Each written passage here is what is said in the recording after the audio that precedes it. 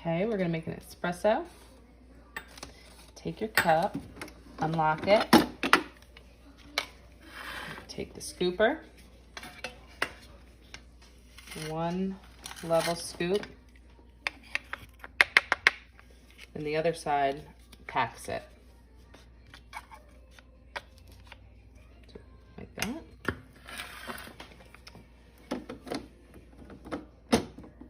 Back into lock position.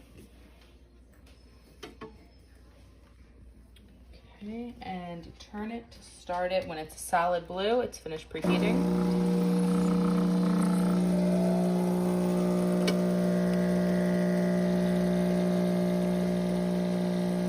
And then you have to stop it when you're done.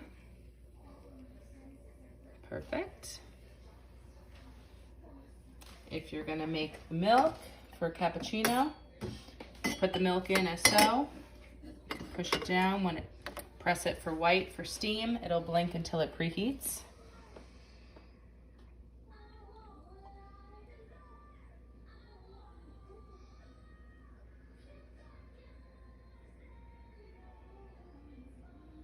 Once it's solid, you would just turn it to the right for steam and again turn it off when you're done. There you have it.